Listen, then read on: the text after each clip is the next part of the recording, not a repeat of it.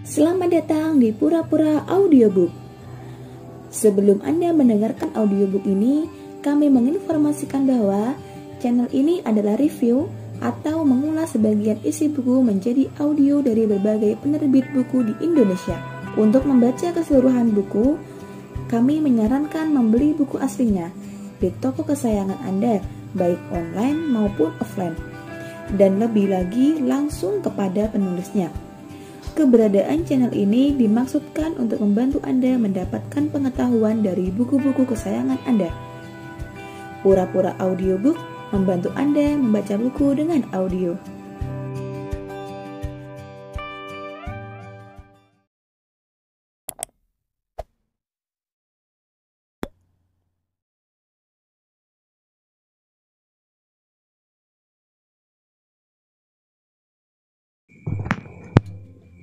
Menemukan Makna Santri oleh Retna Andi Irawan.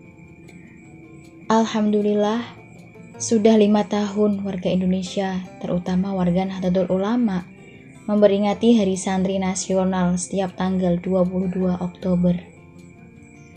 Lahirnya Hari Santri merupakan dorongan pengurus PBNU kepada Presiden Insinyur Haji Joko Widodo sebagai wujud penghargaan negara kepada kiai dan santri atas jasa mereka di dalam proses perjuangan merealisasikan kemerdekaan bangsa Indonesia dari penjajah. Agar menemukan momen dan spirit yang tepat pada tahun 2015 lalu, disepakatilah tanggal 22 Oktober sebagai Hari Santri Nasional yang bertepatan dengan peristiwa resolusi jihad yang difatwakan oleh Hadratus Syekh Hasyim Asy'ari pada 22 Oktober 1948 demi mengusir dan melawan agresi militer Belanda kedua. Kiai Hasyim Asy'ari mewajibkan semua umat Islam untuk berjihad perang melawan Belanda dan sekutu. Sebab jihad kali ini adalah sebagai wujud usaha mempertahankan agama dan negara yang wajib hukumnya bagi semua warga, terutama pesantren yang direpresentasikan oleh para kiai, santri, dan masyarakat NU kultural secara keseluruhan. Hari Santri Nasional kali ini berbeda dengan tahun-tahun sebelumnya. Pada 5 tahun lalu, Hari Santri diperingati dengan berbagai kegiatan keagamaan, sosial, dan seremonial yang ramai dan meriah. Namun kali ini diadakan dengan acara sederhana, bahkan di sebagian daerah diperingati secara daring. Walau kondisi bangsa saat ini masih diperundung wabah corona, namun semangat masyarakat dan para santri tidak menurun dan pupus ditelan corona. Menurut hemat penulis, yang paling terpenting pada peringatan Hari Santri adalah bagaimana kita mampu belajar dari sejarah dan memetik suatu hikmah atau pelajaran yang dapat dilakukan bagi generasi santri saat ini demi langgengnya Islam Ahlus Sunnah wal Jamaah dan terjaganya bangsa Indonesia dari ancaman berbagai pihak. Dalam bahasa lain, peringatan Hari Santri kali ini, bagaimana kita mampu melahirkan kesadaran mas'uliyah diniyah atau tanggung jawab agama, dan mas'uliyah watoniyah atau tanggung jawab kebangsaan, sebagaimana yang telah dicontohkan oleh muassis dan ulama NU di masa lalu, dan mengimplementasikannya dalam kehidupan dewasa ini. Menurut Gus Dur, secara bahasa, santri berasal dari bahasa Pali atau Sanskerta, bahasa orang Buddha, yaitu sastri. Dalam Tipitaka, kata sastri memiliki arti kitab suci atau orang yang belajar dan menguasai kitab suci. Bahasa ini kemudian diadopsi oleh para wali dan kiai kita sebagai strategi dakwah yang efektif dengan mengakulturasikan nilai-nilai ajaran Islam dan budaya lokal, sehingga bisa diterima oleh masyarakat. Maka kemudian lahir istilah pesantren dan santri. Pesantren sebagai tempat di mana para santri mempelajari kitab suci atau berbagai bidang ilmu-ilmu agama. Dari aspek bahasa, sebagaimana terkandung dalam arti kata santri dan sesuai praktek pesantren di Indonesia yang melakukan kegiatan ilmiah pembelajaran ilmu-ilmu agama melalui Al-Quran, hadis, fikih, akidah, tasawuf, bahasa dan sastra, dan sebagainya. Maka santri adalah orang yang membawa misi keagamaan, keulamaan, dan kemanusiaan. Sematan santri sejati tidak terbatas pada setiap orang yang pernah mengenyam pendidikan di pesantren.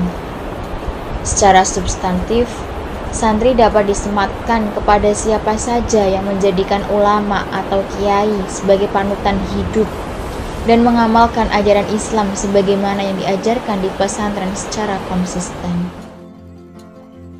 Dan sematan santri tidak hanya diberikan kepada mereka yang sedang melakukan proses pendidikan di pondok pesantren atau santri mukim, tapi tetap juga disematkan kepada semua klaster usia dan profesi masyarakat yang memegang prinsip di atas, santri kalong dan masyarakat yang intensif mengaji dan konsultasi keagamaan dengan para kiai.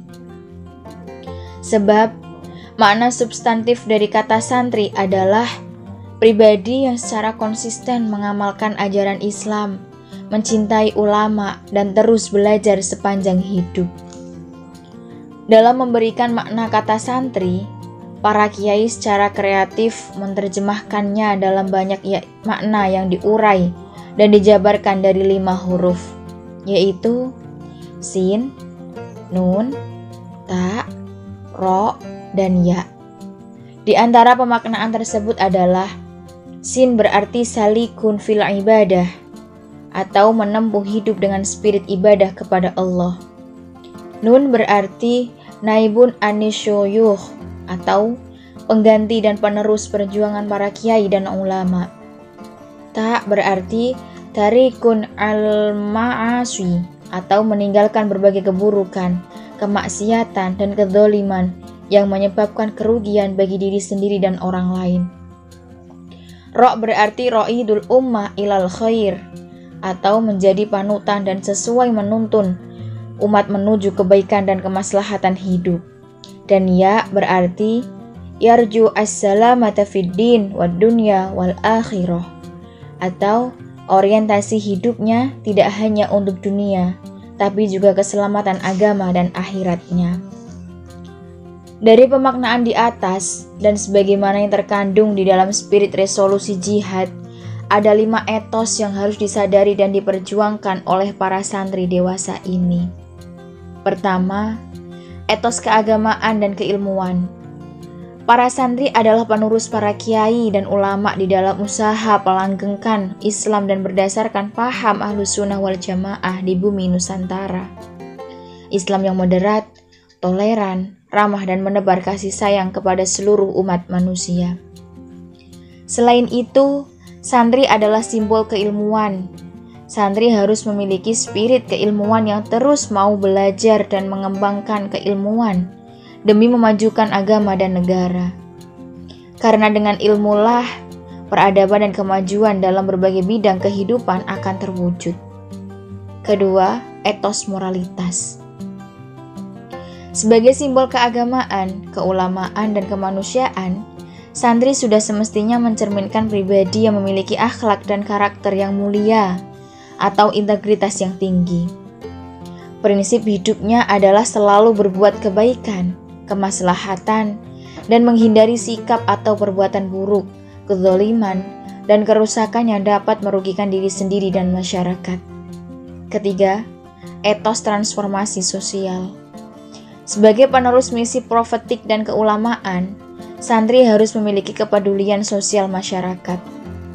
Keberadaannya di tengah-tengah masyarakat tidak hanya berdiam diri, namun secara peduli dan aktif ikut melakukan usaha-usaha menuju perubahan kondisi masyarakat yang lebih ideal, baik dalam bidang keagamaan, pendidikan, ekonomi, politik, kebudayaan, dan dalam aspek kehidupan lainnya. Keempat, etos kemandirian. Sebagai agen perubahan, tentu kemandirian sangat dibutuhkan, baik kemandirian ekonomi maupun kemandirian dalam menentukan arah kehidupannya. termasuk kemandirian di dalam menentukan arah dan kebijakan terkait perubahan sosial yang ingin diwujudkannya. Santri tidak patut selalu menggantungkan hidupnya kepada pihak-pihak lain yang secara natural terkadang dapat mengintervensi sikap keagamaan dan idealismenya, sehingga ia terikat dan tidak bebas melakukan usaha-usaha kebajikan. Kelima, etos nasionalisme. Sebagaimana yang diajarkan oleh para muassis Nahdlatul Ulama dan kiai, mencintai negara adalah bagian dari iman, atau hubbul waton minal iman. Artinya, mencintai dan menjaga negara adalah wajib hukumnya dan bagian dari melakukan usaha agar tegaknya agama di bumi Nusantara berasaskan Pancasila dengan damai dan aman.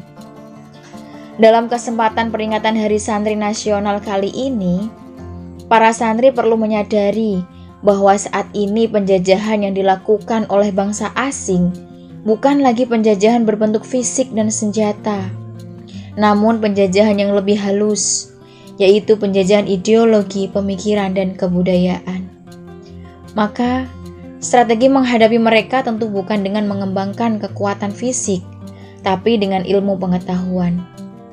Mencintai agama dan tanah air tidak cukup hanya dengan menggelorakan slogan dan yel-yel, tapi yang paling prinsip adalah dengan penguasaan ilmu agama dan ilmu pengetahuan secara imbang, serta keterampilan-keterampilan praktis duniawi yang bisa mendukung pengelolaan bumi dengan ramah dan penuh kemaslahatan. Dengan demikian, ke depan para santri diharapkan mampu masuk dan menguasai berbagai bidang dan sektor kehidupan melalui jalur pemerintahan. Santri tidak lagi menjadi penonton dan korban kezaliman para pemangku agama dan negara yang tidak bertanggung jawab, tapi mampu menjadi pelaku perubahan dan penebar kemaslahatan. Santri adalah pribadi yang berkarakter, mampu beradaptasi hidup dimanapun, senantiasa mengedepankan hidup bermasyarakat dan menjadi panutan masyarakat. Kontribusinya kepada masyarakat didasarkan pada keikhlasan, tanpa menuntut imbalan materi bertarif. Semangatnya adalah mengajak-ajak masyarakat untuk hidup sejahtera, damai, rukun, maju, dan memegang kuat ajaran agama yang moderat dan toleran. Dalam prinsip Nahdlatul Ulama, santri harus mampu mewujudkan mabadi khairu ummah, yaitu as-sidqu, kejujuran, al-wafa bil ahd, menepati janji, at-ta'awun, tolong-menolong, al-adalah, keadilan, dan istiqomah, konsisten, keteguhan. Santri rela hidup sederhana dan prihatin demi berjuang menyelamatkan dan memajukan masyarakatnya, sebagaimana yang telah dicontohkan oleh Nabi Muhammad SAW, para sahabat, ulama, dan kiai pesantren. Semoga Hari Santri kali ini tidak hanya euforia, tapi juga mampu mengambil spirit dan pelajaran kemudian dilakukan untuk membuat perubahan dan kebaikan. Sebab memperingati hakikatnya adalah meneladani demi aksi.